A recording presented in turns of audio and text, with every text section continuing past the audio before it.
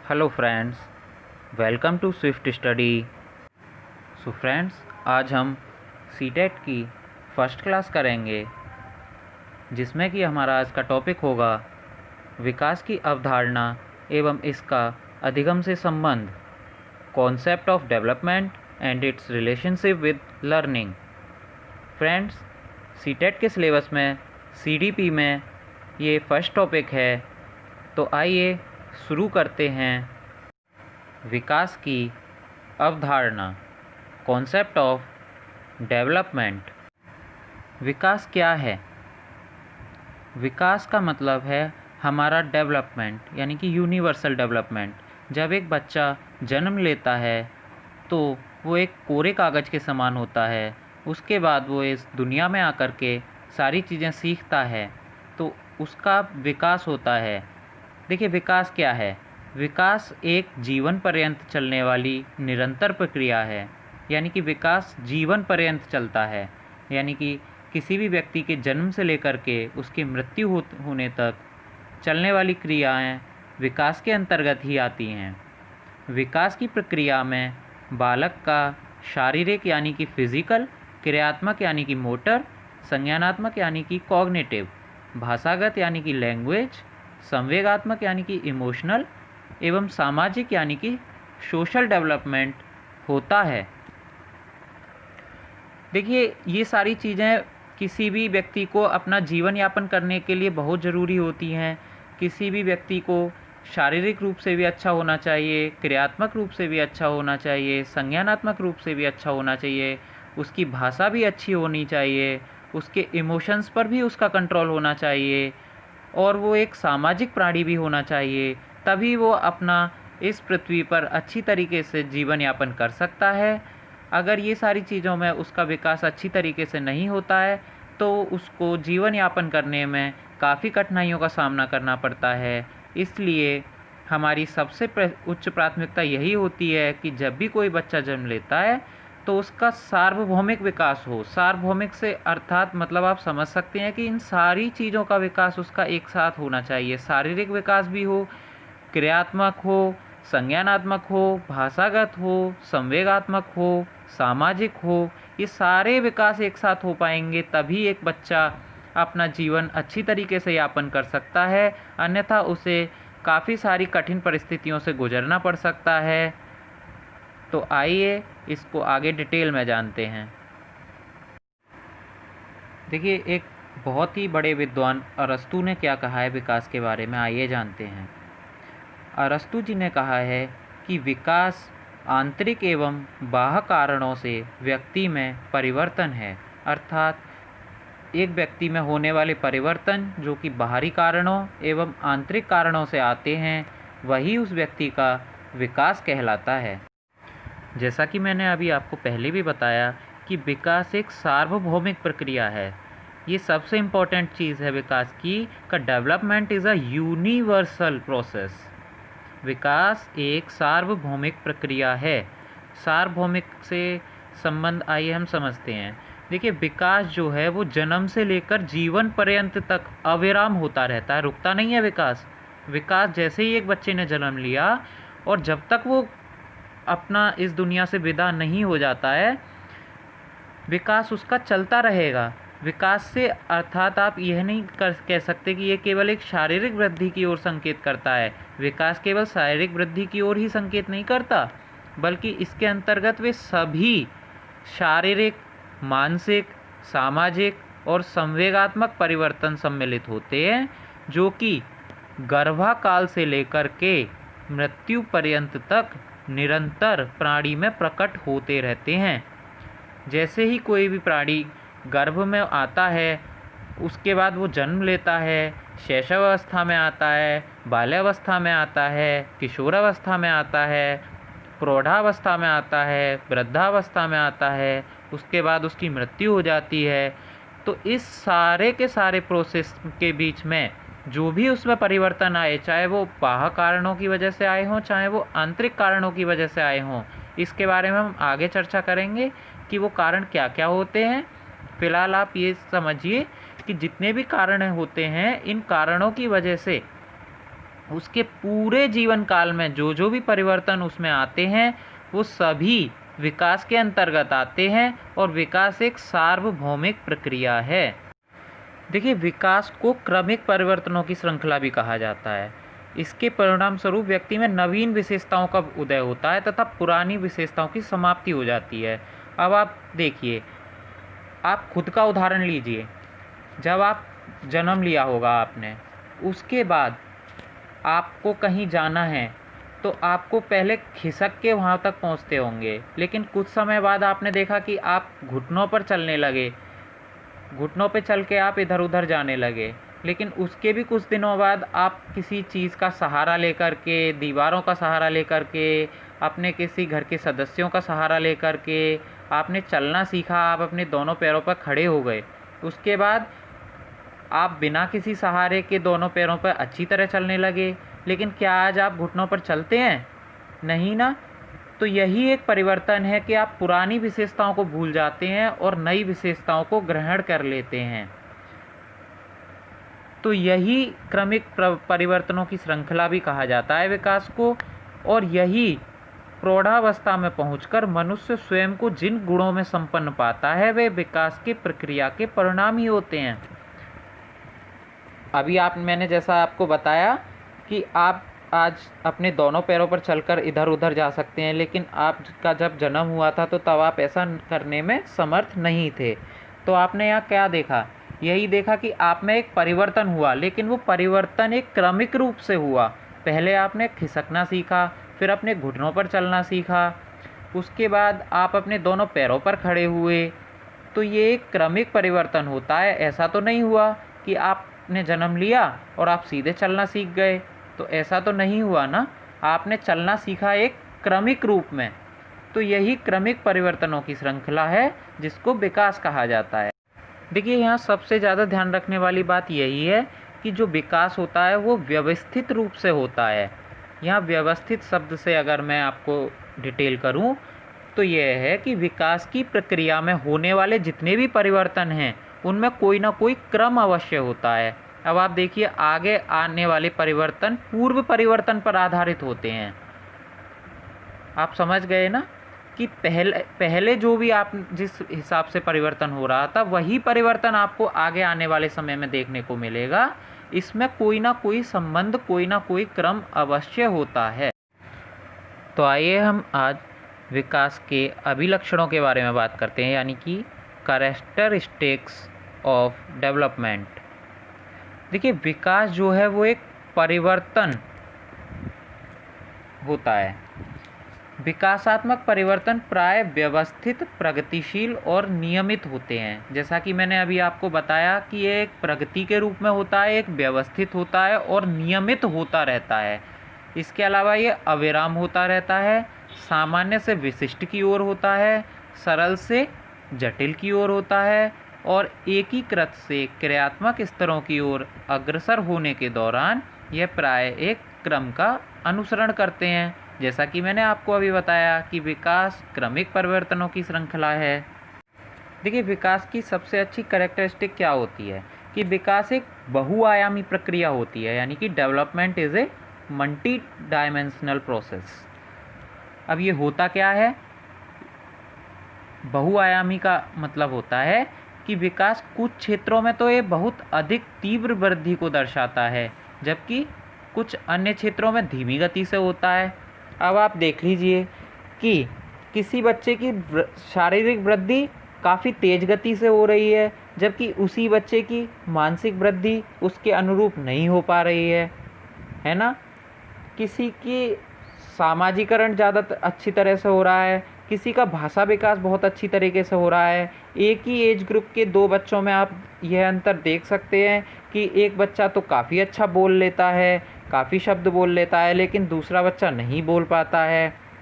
किसी बच्चे में उसकी शारीरिक लंबाई अधिक बढ़ गई है तो कोई कम ऊंचाई का रह गया है। तो ये सारी चीज़ें यही दर्शाती हैं कि विकास एक बहुआयामी प्रक्रिया है। देखिए, विकास जो है वो बहुत ही लचीला होता है। अब इसका मतलब क्या है? आइए इसका मतलब समझते हैं। इसका तात्पर्य यह है कि एक ही व्यक्ति अपनी पिछली विकास दर की तुलना में किसी विशेष क्षेत्र में अपेक्षाकृत आकस्मिक रूप से अच्छा सुधार प्रदर्शित कर सकता है। एक अच्छा परिवेश शारीरिक शक्ति अथवा स्मृति और बुद्धि के स्तर में अनापेक्षित सुधार ला सकता है। अब आपने देखा होगा कि अचानक से एक बच्चा काफ़ी ऊंचा हो गया होगा। आप कभी कभी किसी को देखते हैं, काफ़ी दिनों बाद देखते हैं, तो आप कभी कभी ये महसूस करते हैं कि अरे ये तो काफ़ी लंबा हो गया, या फिर अरे ये तो काफ़ी ज़्यादा अच्छी तरीके से सामाजिकरण में विलुप्त हो चुका है। तो ये सारी चीज़ें यही दर्शाती हैं कि विकास जो है वो बहुत ही लचीला होता है। अब अगर किसी भी बच्चे को अच्छा समृद्ध परिवेश मिले, अच्छा खान पान मिले, तो वो एक बहुत ही अच्छा प्रदर्शन कर सकता है अपनी विकास की प्रक्रिया में। यानी कि उसका शारीरिक विकास भी अच्छा हो सकता है, उसका मानसिक विकास भी अच्छा हो सकता है, उसकी स्मृति भी अच्छी हो सकती है। अगर वो अच्छे परिवेश में रहता है तो उसका भाषा विकास भी अच्छा हो जाएगा। तो यही चीज़ दर्शाती है कि विकास बहुत ही लचीला होता है। अब हम बात करते हैं, विकास का एक कैरेक्टरिस्टिक होता है कि विकास गुणात्मक एवं परिमाणात्मक परिवर्तनशील होता है। अब आपको मैं समझाता हूँ कि विकास और वृद्धि क्या होता है। देखिए, विकास और वृद्धि दो अलग अलग चीज़ें होती हैं। विकास जो होता है वो गुणात्मक एवं परिमाणात्मक दोनों होता है, जबकि जो वृद्धि होती है, वृद्धि केवल परिमाणात्मक होती है। इसके वृद्धि और विकास के बारे में हम डिटेल में चर्चा करेंगे आगे की वीडियो में, लेकिन अभी मैंने आपको शॉर्ट में बता दिया है। अब हम फिलहाल केवल विकास के बारे में चर्चा कर रहे हैं। तो विकास जो होता है वो गुणात्मक एवं परिमाणात्मक दोनों होता है। आपने देखा होगा कि शारीरिक विकास अगर किसी का हो रहा है तो लंबाई उसकी बढ़ रही है। पहले वो 3 फुट का था, फिर 4 फुट का हो गया, फिर 5 फीट का हो गया उसकी लंबाई। तो ये चीज़ हमें क्या दर्शा रही है? परिमाणात्मक परिवर्तन, यानी कि उसकी मात्रा में परिवर्तन। लेकिन विकास गुणात्मक परिवर्तनों में भी होता है। जैसे कि आपने देखा होगा कि छोटे बच्चे जल्दी से गुस्सा करने लगते हैं, थोड़े आप बड़े हो जाते हैं, मैच्योर हो जाते हैं, तो आपके गुणों में परिवर्तन हो रहा है, नैतिकता आ रही है, आपका चरित्र उभर रहा है, आपका चरित्र अच्छा हो रहा है, आप दूसरों की भावनाओं को समझने लगे हैं। तो ये सारी चीज़ें भी विकास के अंतर्गत ही आती हैं। तो यहाँ आपने क्या देखा कि विकास जो है वो गुणात्मक एवं परिमाणात्मक दोनों है। गुणात्मक अर्थात गुणों में परिवर्तन, मैच्योरिटी आना, चरित्रों में सुधार होना, किसी दूसरे की भावनाओं को समझना, अपने संवेगों पर कंट्रोल होना, गुस्से पर कंट्रोल होना, खुशी को जाहिर करना, कहाँ कितना हंसना है, कहाँ कितना गुस्सा क्रोधित होना है किसी पे या नहीं होना, ये सारी चीज़ें हमारे गुणों को दर्शाती हैं।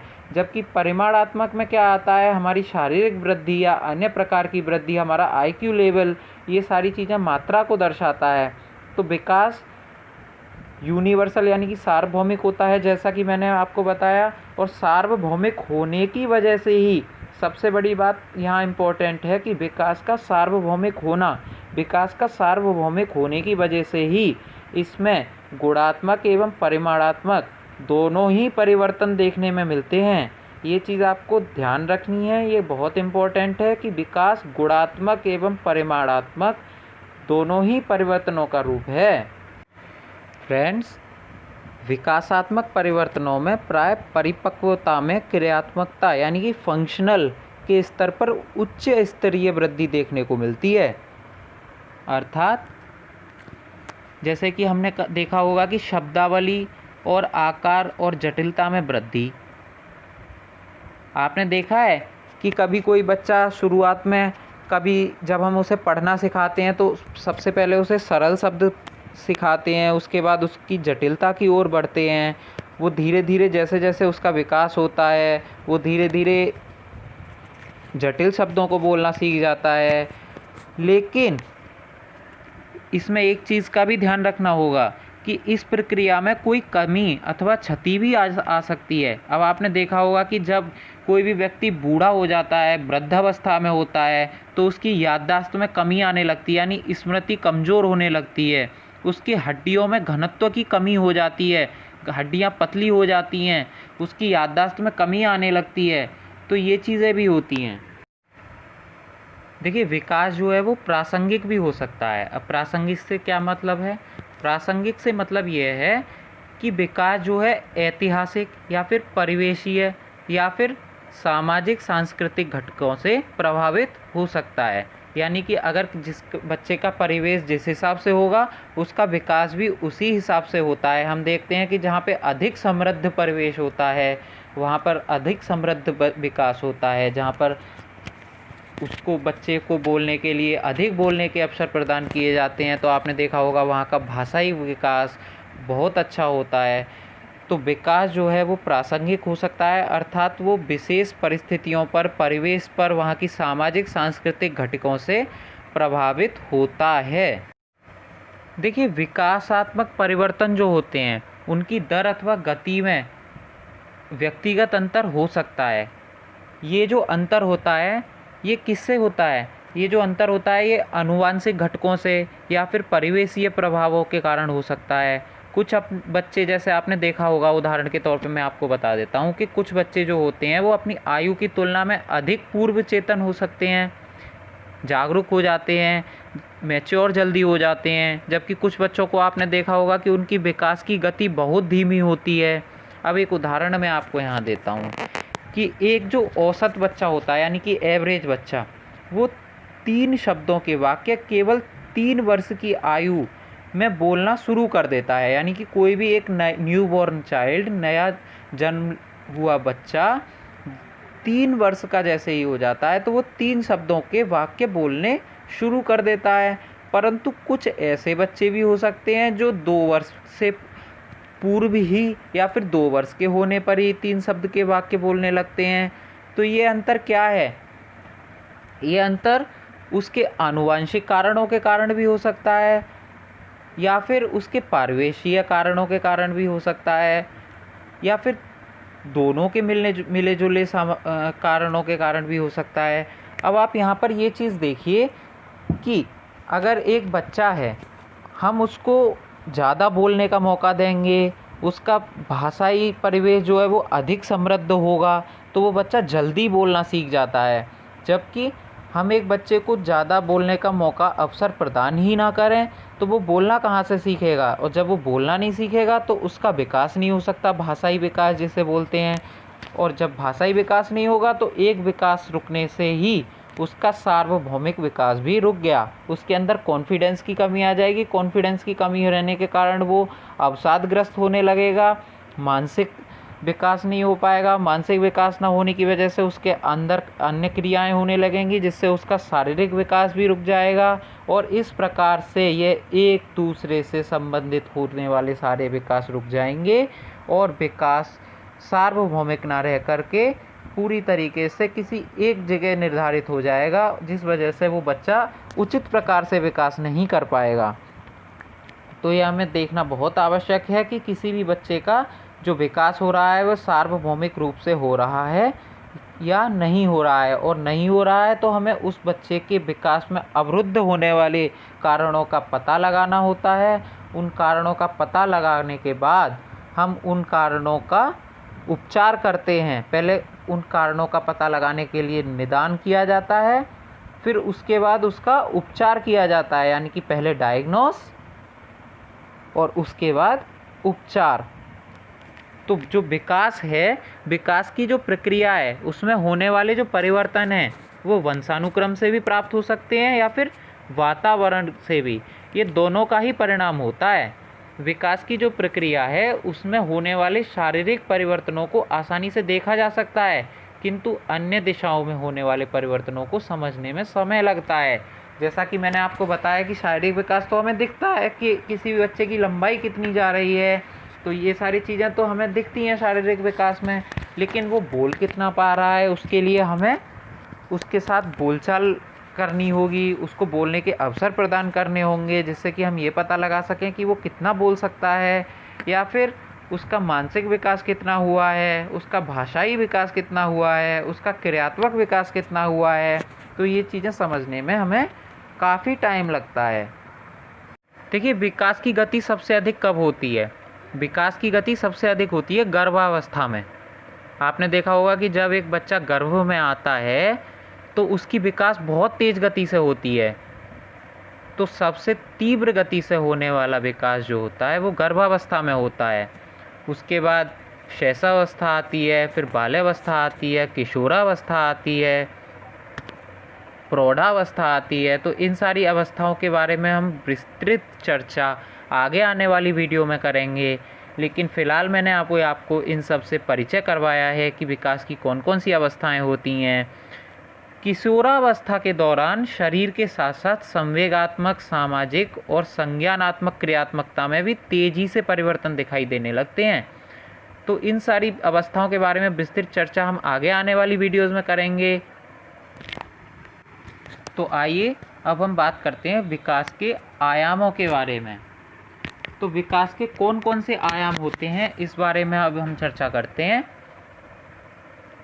तो आइए इन्हें पढ़ते हैं। विकास के जो आयाम होते हैं, हमारे जो मनोवैज्ञानिक हैं उन्होंने अध्ययन की सुविधा की दृष्टि से जो विकास को कुछ आयामों में विभाजित कर दिया है। ये विभाजित कौन कौन से आयाम हैं? पहला होता है शारीरिक विकास। शारीरिक विकास के बाद मानसिक विकास होता है, संवेगिक विकास होता है, क्रियात्मक विकास होता है, भाषाई विकास होता है, सामाजिक विकास होता है, यानी कि फिजिकल डेवलपमेंट, कॉग्निटिव और mental development, emotional development, motor development, language development and social development. तो विकास के सार्वभौमिक होने की वजह से ये सारे ही विकास के आयाम हैं वे एक दूसरे से जुड़े हुए हैं। तो आइए इन सारे आयामों के बारे में, जो कि शारीरिक विकास, मानसिक विकास, सांवेगिक विकास, क्रियात्मक विकास, भाषाई विकास, सामाजिक विकास, इन सब आयामों को हम डिटेल में जानते हैं, जिससे कि हमें देखिए, अगर आपने इन सारे आयामों को इस वीडियो में ध्यान से सुन लिया तो आपको कहीं भी कुछ भी पढ़ने की कोई भी आवश्यकता नहीं रह जाएगी। कुछ इम्पोर्टेंट जो तथ्य हैं मैं अब बताने जा रहा हूँ, इन आयामों को डिटेल करने जा रहा हूँ। आप इसको ध्यान से पढ़ लीजिए और याद रह सके, बाद में रिवाइज़ कर सके, इसके लिए आप कहीं पे भी एक कॉपी ले लीजिए और पेन ले लीजिए और इसे शॉर्ट नोट्स के रूप में आप लिख भी सकते हैं, जो आपको ऐसा लगे कि मुझे ये याद नहीं रहेगा। वैसे अगर आप इसे डिटेल में सुन लेंगे, जैसा कि मैं अभी आपको समझाने जा रहा हूँ, तो आपको अभी ये याद हो जाएगा। उसके बाद अगर आप इस वीडियो को 2 बार भी देख लेते हैं तो आपको ये अच्छी तरह से याद हो जाएगा और आपको कहीं भी किसी भी प्रकार की बाद में कहीं से भी कोई भी मटेरियल ढूंढने की आवश्यकता नहीं होगी। तो आइए जानते हैं विकास के आयामों को। देखिए, शारीरिक विकास क्या है? शारीरिक विकास आप सभी बहुत अच्छी तरह से जानते होंगे। शारीरिक विकास क्या है? शारीरिक विकास में शरीर के बाह्य परिवर्तन, जैसे कि हमारे शरीर की ऊंचाई बढ़ती है, शारीरिक अनुपात में वृद्धि आदि, जिन्हें कि स्पष्ट रूप से हम देख सकते हैं किसी भी बच्चे में कि इसकी लंबाई बढ़ गई है या इसके शारीरिक अनुपात में वृद्धि हो रही है, इसको शारीरिक विकास कहा जाता है। किंतु शरीर के आंतरिक अवयवों के परिवर्तन बाह्य रूप से दिखाई तो नहीं पड़ते, किंतु शरीर के भीतर इनका समुचित विकास होता रहता है। अब कभी आपने देखा है कि आपके शरीर के अंदर आपके लीवर का, आपके हार्ट का, या जितनी भी अब हमारे शरीर के अंदर अवयव हैं उनका विकास हो रहा है, या कोई भी ग्रंथि का अंदर विकास हो रहा है, ये चीज़ें हम स्पष्ट रूप से नहीं देख सकते, किंतु इनके लक्षण हम बाहर से देख सकते हैं, महसूस कर सकते हैं अपने अंदर कि इन सारी चीज़ों का भी विकास हो रहा है। तो यही सारी चीज़ें, जो भी विकास हमारे शरीर से संबंधित है, हमारी बॉडी से संबंधित है, वो सारे ही विकास शारीरिक विकास के अंतर्गत आते हैं। आइए इसे थोड़ा और डिटेल में जानते हैं। देखिए, प्रारंभ में जब कोई भी शिशु जन्म लेता है तो अपने हर प्रकार के कार्यों के लिए दूसरों पर निर्भर रहता है। अब आपने देखा होगा किसी बच्चे ने जन्म लिया, उसके लिए उसको दूध पिलाना, उसको इधर खिसकाना उधर खिसकाना, यहाँ तक कि शुरुआत में वो अपनी गर्दन को भी नहीं संभाल पाता है। गर्दन को भी हमें बार बार आपने देखा होगा कि कभी इधर उसकी गर्दन कर दी, कभी इधर उसकी लेफ्ट में गर्दन कर दी, कभी राइट में गर्दन कर दी, कभी सेंटर में गर्दन कर दी। वो पूरी तरह से अपने परिवार के सदस्यों पर निर्भर होता है। यानी कि अगर उसका अच्छी तरह से ध्यान नहीं रखा जाए तो वो अपनी ज़िंदगी को आगे नहीं बढ़ा सकता। वो न्यूबॉर्न बेबी फुली डिपेंड होता है अपने मेंबर्स पे और फैमिली पे। लेकिन धीरे धीरे विकास की जो प्रक्रिया होती है उसके फलस्वरूप वह अपनी आवश्यकताओं की पूर्ति में सक्षम होता जाता है। अब आपने देखा होगा कि स्टार्टिंग में आप उसकी गर्दन को भी इधर उधर हिला रहे थे, फिर उसने अपनी गर्दन को साधना सीख लिया। अब उसे इधर देखना है लेफ़्ट में तो अपनी गर्दन को लेफ़्ट में घुमा सकता है, वो राइट में देखना चाहता है तो अपनी गर्दन को राइट में घुमा लेता है। धीरे धीरे वो बैठना सीख जाता है। बैठने के बाद अगर उसे किसी भी चीज़ की आवश्यकता है, जैसे कि उसे पानी की आवश्यकता है, दूध की आवश्यकता है, तो आपने देखा होगा वो अपनी निप्पल को जिसमें कि दूध रखा हुआ है उसको खुद उठाने लगता है, अपने मुंह में लगाने लगता है, पीने लगता है दूध को। तो ये सारी चीज़ों को वो विकास की प्रक्रिया के फलस्वरूप ही जैसे जैसे उसकी आवश्यकताएं बढ़ती जाती हैं उनको पूरा करने में वो सक्षम होता जाता है ना। अब देखिए, शारीरिक विकास पर बालक के आनुवांशिक गुणों का प्रभाव देखा जाता है। अब आपने देखा होगा कि किसी बच्चे में कोई रोग आ गया आनुवांशिकता की वजह से, या फिर कोई बच्चा आपके देखते हैं ना कि अरे इसकी शक्ल तो उसकी अपनी मम्मी से मिलती है, या फिर अरे इसकी शक्ल तो अपने पापा से मिलती है, इसकी शक्ल तो किसी भी अपने चाचा से मिलती है, अपने मामा से मिलती है, अपनी मौसी से मिलती है, आप बोलते हैं ना। तो ये सारी चीज़ें आनुवांशिक गुणों का ही प्रभाव होता है कि कोई भी बच्चा किस प्रकार से किस पर गया है, ऐसा हम कहने लगते हैं जनरली। तो ये सारी चीज़ें आनुवांशिक गुणों में भी आती हैं। आनुवांशिक गुणों के बारे में हम वैसे विस्तृत चर्चा आगे आने वाली वीडियोज़ में करेंगे, लेकिन अभी मैं आपको बता दूं कि जैसे किसी बच्चे का फेस किसी अपने फैमिली मेम्बर से मिलना, या फिर उसकी बुद्धि तेज होना, या फिर किसी भी प्रकार का रोग जैसे कि वर्ण अंधता, ये सारी चीज़ें आनुवांशिक गुणों का ही प्रभाव होता है। इसके अलावा बालक के परिवेश एवं उसकी देखभाल का भी उसके शारीरिक विकास पर प्रभाव पड़ता है। जैसा कि मैंने पहले भी चर्चा कर चुका हूँ इसके बारे में कि अगर हमने किसी बच्चे को अच्छा खान पान दिया, उसको अच्छा भाषाई समृद्ध परिवेश उपलब्ध करवाया, तो उसका शारीरिक विकास अच्छा होगा, उसका भाषाई विकास अच्छा हो जाएगा, उसमें कॉन्फिडेंस की कमी नहीं होगी, वो उसके अंदर बहुत अच्छा कॉन्फिडेंस होगा और उसका विकास चारों तरफ से इफ़ेक्ट नहीं होगा और उसका जो विकास होगा वो सार्वभौमिक होगा। यदि बच्चे को पर्याप्त मात्रा में पोषक आहार अगर हम उपलब्ध नहीं कराते हैं तो उसके विकास की सामान्य गति की आशा कैसे की जा सकती है। अब आप खुद बताइए, तो अगर हम किसी के बच्चे को एक संतुलित आहार नहीं दे रहे हैं, उसे दूध नहीं पर्याप्त मात्रा में दे पा रहे हैं हम, तो उसका विकास की हम यह अपेक्षा उससे कैसे कर सकते हैं कि उसका विकास सामान्य गति से हो। तो किसी भी बच्चे का सामान्य गति से शारीरिक विकास करने के लिए आवश्यकता है कि उसे पूर्ण रूप से संतुलित आहार दिया जाए। इसके अतिरिक्त बालक की वृद्धि एवं विकास के बारे में शिक्षकों को पर्याप्त जानकारी इसलिए भी रखना अनिवार्य है क्योंकि बच्चे की रुचियाँ, उसकी इच्छाएं, उसका दृष्टिकोण एवं एक तरह से उसका पूर्ण व्यवहार शारीरिक वृद्धि एवं विकास पर ही तो निर्भर करता है। जैसा कि मैंने अभी आपको बताया था कि अगर उसमें कॉन्फिडेंस नहीं होगा तो उसका शारीरिक विकास पर भी उसका फ़र्क पड़ेगा, उसके मानसिक विकास पर भी उसका फ़र्क पड़ेगा। और कॉन्फिडेंस क्यों नहीं होगा? जब नहीं होगा जब उसकी रुचियों के बारे में हमें जानकारी ना हो।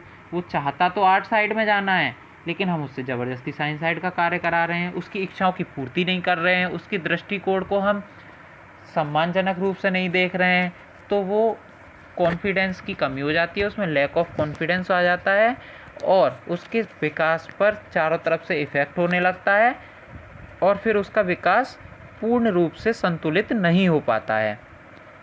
बच्चों की जो शारीरिक वृद्धि और विकास है उसके सामान्य ढांचे से परिवर्तित होकर ही कोई भी अध्यापक, जो आप आगे फ्यूचर में अध्यापक बनने जा रहे हैं, तो आप यह जानिए कि जब तक आप उसके सामान्य वृद्धि और विकास के सामान्य ढांचे से परिचित नहीं होंगे कि एक विशेष आयु स्तर पर बच्चों से क्या आशा की जा सकती है, तो हम उस बच्चे की हेल्प उसके डेवलपमेंट में कैसे कर पाएंगे।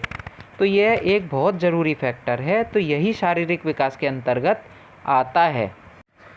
अब विकास का अगला आयाम है मानसिक विकास। देखिए, संज्ञानात्मक विकास या फिर मानसिक विकास एक ही बात होती है। तो आइए मानसिक विकास के बारे में चर्चा करते हैं, मानसिक विकास को डिटेल में जानते हैं कि मानसिक विकास क्या है।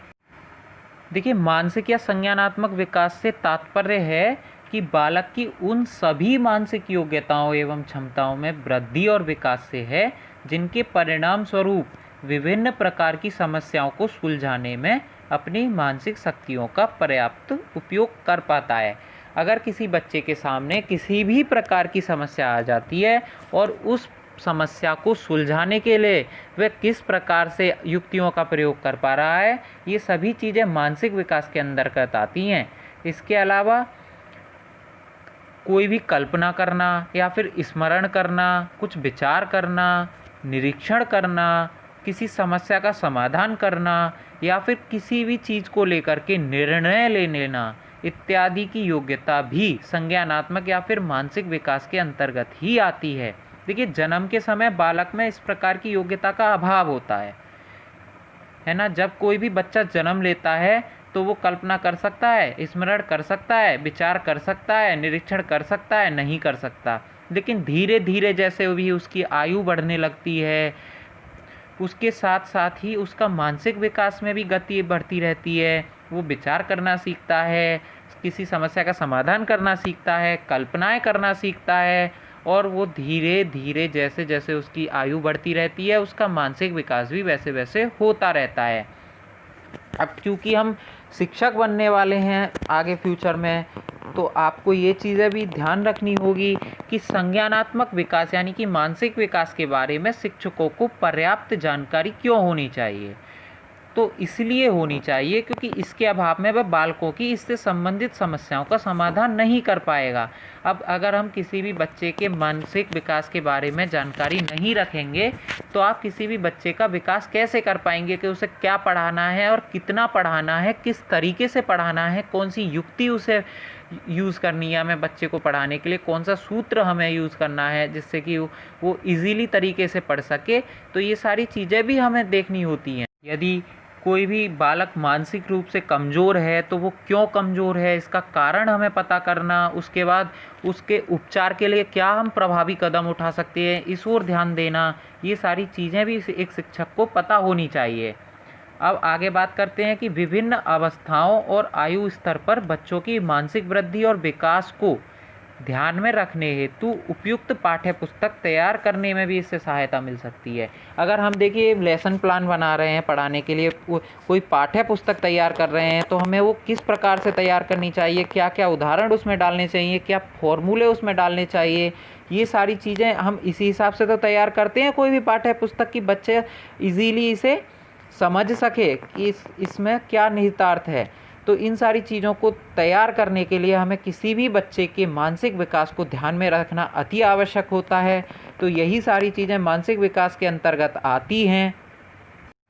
आइए अब हम बात करते हैं सामवेगिक विकास यानी कि इमोशनल डेवलपमेंट।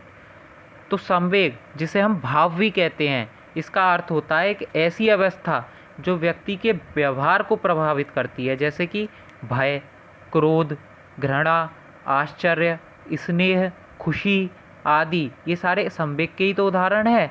बालक में आयु बढ़ने के साथ ही इन संवेगों का विकास भी होता रहता है। अब कैसे विकास होता है, आपने देखा होगा शुरू में जब एक नया बच्चा पैदा होता है, जन्म लेता है, उसमें क्रोध अधिक होता है।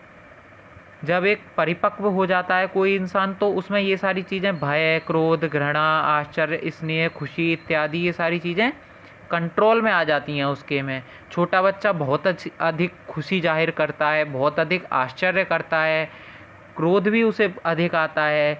तो जैसे जैसे बालक का विकास होता जाता है वो इन सारे संवेगों पर अपने पर कंट्रोल करता जाता है।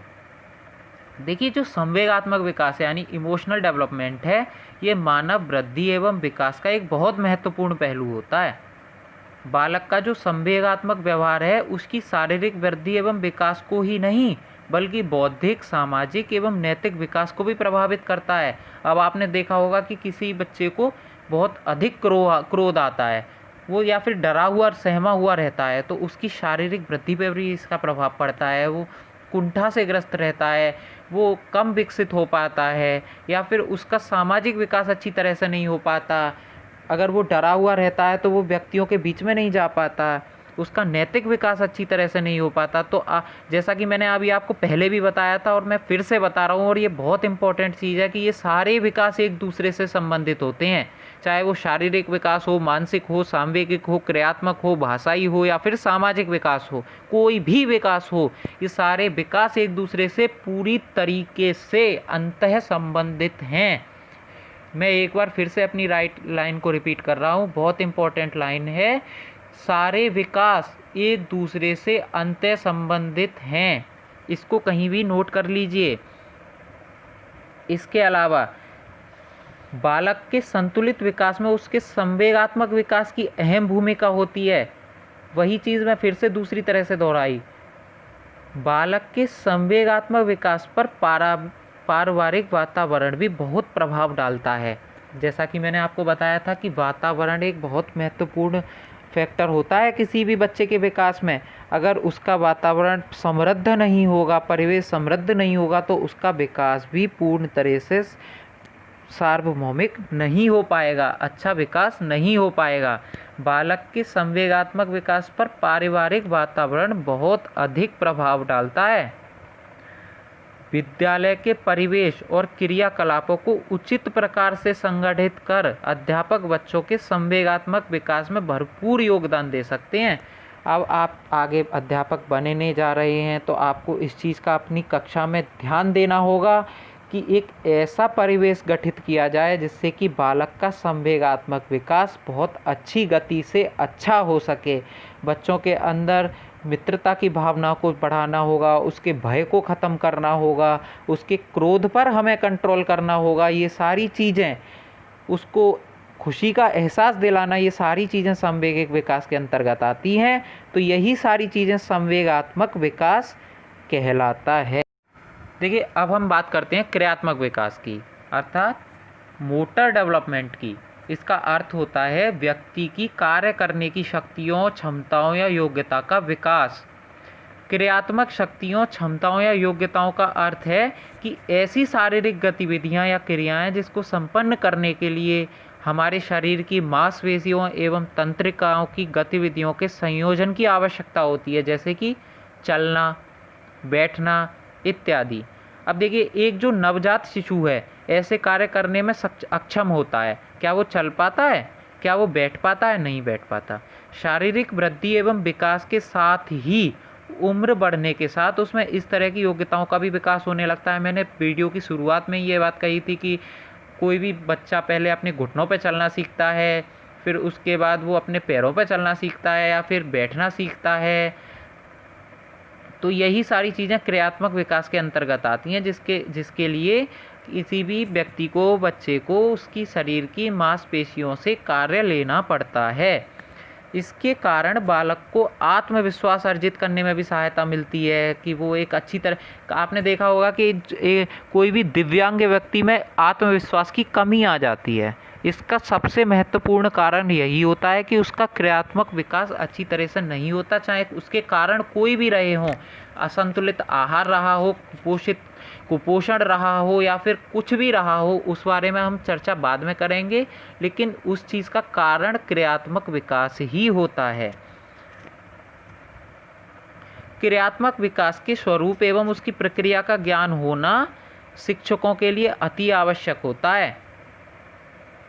देखिए, शिक्षकों को अगर किसी भी बच्चे के बारे में यह नहीं पता होगा कि उसकी क्रियात्मक क्षमता क्या है, तो वो उससे पाठ्य सहगामी क्रियाएं होती हैं, खेल कूद होता है, इन सारी क्रियाओं को नहीं करा जा सकता।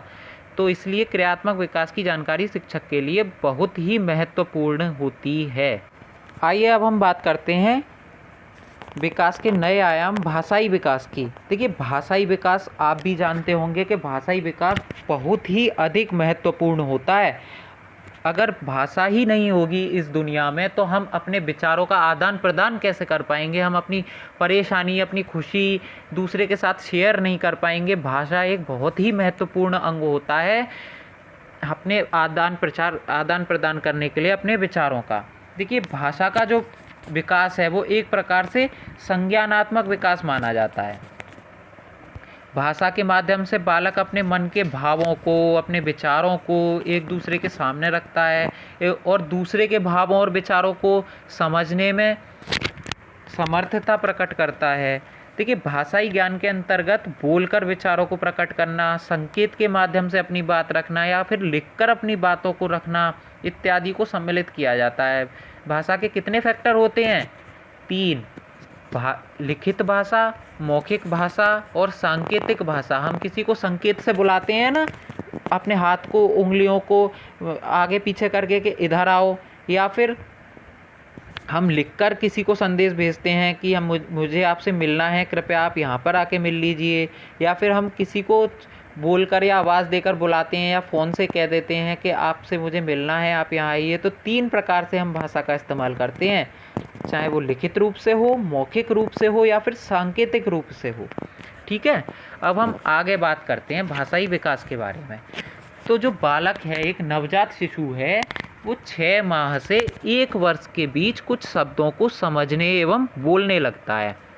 ठीक है, कोई भी नवजात शिशु जब 6 माह का हो जाता है और 1 वर्ष के बीच के समय में वो कुछ शब्दों को समझने लगता है और कुछ शब्दों को बोलने लगता है, जबकि 3 वर्ष की अवस्था में वह कुछ छोटे वाक्यों को बोलने लगता है। मैंने पहले भी इस बारे में चर्चा की थी कि 3 वर्ष की अवस्था में एक एवरेज शिशु, यानी कि एवरेज शिशु, सामान्य शिशु 3 शब्दों के वाक्य बोलने लगता है। 15 से 16 वर्षों के बीच काफ़ी शब्दों की समझ विकसित हो जाती है, बहुत अच्छी समझ विकसित हो जाती है भाषाई विकास में, जब एक शिशु 15 से 16 वर्षों का हो जाता है। देखिए, भाषाई विकास का जो क्रम है, एक क्रमिक विकास होता है। इसके माध्यम से कौशलों में वृद्धि होती है। भाषाई कौशल होते हैं बोलना, लिखना, समझना, पढ़ना। देखिए, भाषाई कौशल कितने होते हैं? भाषाई कौशल होते हैं 4। कौन कौन से? सुनना, बोलना, पढ़ना और लिखना। ठीक है, तो इनके बारे में हम आगे चर्चा करेंगे, विस्तृत चर्चा। एक बहुत बड़ा टॉपिक है, इससे काफ़ी सारे क्वेश्चन सीटेट में आते हैं, लेकिन अभी जो हम बात करेंगे, अभी हम केवल इसके इंट्रोडक्शन के बारे में, इससे मैं परिचय आपका करा रहा हूँ। तो भाषाई जो विकास होता है वो बहुत ही बड़ा इम्पोर्टेंट फैक्टर होता है एक यूनिवर्सल डेवलपमेंट में किसी भी न्यूबॉर्न चाइल्ड के लिए। तो हमें इस चीज़ की समझ होनी चाहिए कि भाषाई विकास किसी बच्चे का रुक तो नहीं रहा, उसे समृद्ध, भाषाई समृद्ध परिवेश उपलब्ध कराना चाहिए, उसे बोलने के अधिक से अधिक अवसर देने चाहिए। देखिए, मेरी एक एक लाइन को ध्यान से सुनिए, एक एक लाइन, एक एक क्वेश्चन हो सकता है सीटेट के पेपर का, इसलिए मैं आपसे फिर से बोल रहा हूँ कि बहुत ध्यान से सुनिए और जहाँ आपको इम्पोर्टेंट लगे उसे नोट कर लीजिए कि हमें किसी भी बच्चे को अधिक से अधिक अवसर उपलब्ध कराने चाहिए विकास के लिए। कौन से विकास के लिए? भाषाई विकास के लिए। हमें अधिक से अधिक भाषाई समृद्ध परिवेश उपलब्ध कराना चाहिए किसी भी न्यूबॉर्न चाइल्ड को, जिससे कि उसका भाषाई विकास अच्छा हो सके। और भाषाई विकास जब हमारा अच्छा होता है तो हमारे अंदर एक कॉन्फिडेंस आ जाता है, हम 4 आदमियों के बीच में अपनी बात रखने में सक्षम होते हैं, अपने दूसरे लोगों का अपनी तरफ आकर्षित हम कर पाते हैं और हमारा एक स्टेटस समाज में बनता है। आइए अब हम बात करते हैं सामाजिक विकास की, यानी कि सोशल डेवलपमेंट। देखिए, सामाजिक विकास यानी कि सोशल डेवलपमेंट का जो शाब्दिक अर्थ होता है वो क्या होता है, उसे समझते हैं पहले। समाज के अंतर्गत रहकर विभिन्न पहलुओं को सीखना ही सामाजिक विकास कहलाता है। जैसे कि समाज के अंतर्गत ही चरित्र का निर्माण होता है, अच्छा व्यवहार तथा जीवन से संबंधित व्यवहारिक शिक्षा इत्यादि का विकास होता है। देखिए, बालकों का जो विकास होता है ना, उसकी जो प्रथम पाठशाला है परिवार को माना गया है। मैं फिर से एक चीज़ दोहराता हूँ कि मेरी एक एक लाइन को ध्यान से सुनिएगा, एक एक लाइन मेरी सीटेट का एक एक क्वेश्चन हो सकती है, इसलिए बहुत ध्यान से सुनिएगा। तो आइए आगे चर्चा करते हैं। बालकों के विकास की प्रथम पाठशाला परिवार को माना गया है। किसे माना गया है? परिवार को माना गया है बालकों के विकास की प्रथम पाठशाला। उसके पश्चात समाज को, मैं फिर से दोहरा रहा हूँ, बालकों के विकास की प्रथम पाठशाला उसका परिवार होती है। प्राइमरी में परिवार को यानी फैमिली को माना जाता है। उसके पश्चात सेकेंडरी में समाज को। बालकों के विकास की प्रथम पाठशाला परिवार और उसके पश्चात समाज। सामाजिक विकास के माध्यम से बालकों का जुड़ाव व्यापक हो जाता है। देखिए, संबंधों के दायरे में वृद्धि भी सामाजिक विकास का ही एक आयाम होती है। अब इसके बारे में चर्चा करते हैं। संबंधों के दायरे में वृद्धि क्या है, अर्थात माता पिता एवं भाई बहन के अतिरिक्त दोस्तों या मित्रों से जुड़ना। देखिए, जब एक नवजात शिशु जन्म लेता है किसी भी परिवार में, तो उसका सबसे ज़्यादा जुड़ाव किससे होता है, उसके माता पिता से, उसके परिवार से। इसीलिए अपने वो शुरुआती कुछ वर्ष अपने परिवार में ही बिताता है, वो बाहर निकलता ही नहीं है। इसलिए उसकी जो प्रथम पाठशाला है, जो भी कुछ सीखता है वो परिवार से, माता पिता से, भाई बहन से सीखता है। तो प्रथम पाठशाला किसी की भी उसको परिवार को माना गया है। उसके बाद वो बाहर निकलने लगता है, दोस्तों से, मित्रों से मिलने जुड़ने लगता है, स्कूल जाने लगता है, तो समाज में जुड़ने लगता है, लोगों से मिलने लगता है। तो उसके पश्चात समाज उसकी सेकेंडरी पाठशाला को माना जाता है। देखिए, सामाजिक विकास के माध्यम से बालकों में सांस्कृतिक, धार्मिक तथा सामुदायिक विकास इत्यादि की भावनाएं उत्पन्न होती हैं। आपने देखा होगा कि आपके यहाँ पे कोई प्रोग्राम है, चाहे वो धार्मिक प्रोग्राम है, सांस्कृतिक या फिर सामुदायिक प्रोग्राम है, तो उसमें वो भाग लेने लगता है। उसके अंदर भावनाएं पनपने लगती हैं कि मैं ये कार्य करूँ, मेरा भी समाज में एक स्टेटस हो। तो ये सारी चीज़ें सामाजिक विकास के अंतर्गत ही आती हैं। बालकों के मन में आत्मसम्मान, स्वाभिमान तथा विचारधारा का जन्म होता है। देखिए, आत्मसम्मान आता है जब हम चार लोगों के बीच में अपनी बातें कहते हैं, चार लोग हमसे आकर्षित होते हैं, तो हमारे अंदर एक आत्मसम्मान, आज भी आपके अंदर आत्मसम्मान की भावना आती है जब आपसे कोई सलाह मांगता है, आती है ना। जबकि आप एक मैच्योर पर्सन है फिर भी आती है। तो सोचिए कि बच्चे के अंदर कितनी आती होगी। स्वाभिमान की भावना उसके अंदर आती है, विचारधाराओं का, नई नई विचारधाराओं का जन्म होता है, नई नई चीज़ें वो सीखता है समाज से। एक इनफॉर्मल यानी कि अनौपचारिक विद्यालय होता है समाज। बालक समाज के माध्यम से ही अपने आदर्श व्यक्तियों का चयन करता है तथा कुछ बनने की प्रेरणा उनसे लेता है। आपने देखा होगा कि आपके यहाँ कॉलोनी में, मोहल्ले में कोई फंक्शन है, कोई प्रोग्राम है और कोई गणमान्य व्यक्ति या फिर कोई अधिकारी आता है, तो बच्चा क्या देखता है कि अरे इसका तो बहुत मान सम्मान होता है, उससे प्रेरणा ले लेता है कि भाई मुझे भी यही बनना है आगे चल के। और उसके अंदर एक आंतरिक प्रेरणा, एक बाह्य प्रेरणा का जन्म हो जाता है, ये जिससे कि उसको विकास करने में बहुत ही अधिक सहायता प्राप्त होती है। देखिए, एक शिक्षित समाज में ही व्यक्ति का उत्तम विकास संभव हो सकता है। अब आपने देखा होगा कि अगर शिक्षित अशिक्षित समाज है तो वहाँ लड़ाइयाँ ज़्यादा होती हैं। तो बच्चे के अंदर भी, क्योंकि वो समाज से सीखता है, अपने परिवार से सीखता है, और उसका परिवार और समाज ही शिक्षित नहीं होगा तो वो प्रेरणा किससे लेगा। देखिए, प्रत्येक व्यक्ति में, प्रत्येक बच्चे में स्पर्धा की भावना होती है। बच्चा क्या देखता है कि अगर मेरे समाज का कोई व्यक्ति जिससे वो प्रेरणा ले रहा है तो उससे भी आगे निकलने की कोशिश करता है। अब आप खुद सोचिए कि एक शिक्षित समाज है, एक अच्छे लोग हैं, तो बच्चा पहले तो उनसे प्रेरित होगा, उनसे सीखेगा और फिर उनसे भी आगे निकलने की कोशिश करेगा। और वहीं अगर एक समाज अशिक्षित समाज है, वहाँ लड़ाइयाँ ज़्यादा होती हैं, तो बताए बच्चा क्या सोचेगा। बच्चा सोचेगा कि ये ऐसे लड़ रहा है, कल को मैं इससे भी ज़्यादा बुरी तरीके से लड़ूंगा, इसने तो केवल एक ही थप्पड़ मारा है, मैं 2 थप्पड़ मारा करूँगा। लेकिन अगर एक शिक्षित समाज है, वो अच्छी बातें करता है, तो बच्चा ये सीखेगा कि अरे ये अच्छी बातें कर रहा है और मैं इससे भी अच्छी बातें कर सकता हूँ। इस स्पर्धा के फैक्टर को लेकर के वो उससे आगे निकलना चाहेगा, फिर चाहे वो अच्छे कार्यों में आगे निकले या बुरे कार्यों में आगे निकले। ये सारी भावनाएं सब में होती हैं। तो इसीलिए हमें बहुत ज़रूरी होता है कि हमारा समाज शिक्षित हो। इसलिए अच्छे परिवार जो होते हैं वो शिक्षित समाज में रहना पसंद करते हैं, जिससे कि उनकी आगामी पीढ़ी का विकास सार्वभौमिक हो सके, अच्छा हो सके, एक उत्तम विकास संभव हो सके उनके बच्चों के लिए। तो ये बहुत ज़रूरी है कि किसी भी बच्चे का सामाजिक विकास कैसा है, अगर उसका सामाजिक विकास ठीक नहीं हो रहा है तो उसके क्या कारण हैं, उनको डायग्नोस करना चाहिए। डायग्नोस करने के बाद उनका उपचार करना चाहिए कि जो भी उपचार संभव हो सके अधिक से अधिक उनका उपचार करके उनका सामाजिक विकास उत्तम करना चाहिए, जिससे कि वह अच्छे प्रकार से विकसित हो सकें। तो फ्रेंड्स, यही थी विकास की अवधारणा। हमने इस वीडियो में बात की विकास की अवधारणा की, विकास से मैंने आपको परिचय कराया, विकास की कैरेक्टरिस्टिक्स, उसकी विशेषताएं बताईं, विकास के विभिन्न आयामों के बारे में भी मैंने आपको परिचित कराया, जैसे कि शारीरिक विकास हो गया, मानसिक विकास हो गया, सांवेगिक विकास हो गया, क्रियात्मक विकास हो गया, भाषाई विकास हो गया, सामाजिक विकास हो गया। ये सारे विकास एक दूसरे से अंतः संबंधित होते हैं। तो इस चीज़ का विशेष ख्याल रखिएगा कि ये सारे विकास एक दूसरे से अंतः संबंधित होते हैं। तो आज हम विकास के बारे में जितनी भी बात की, इसके बारे में विस्तृत चर्चा हम आगे आने वाली वीडियोस में करेंगे।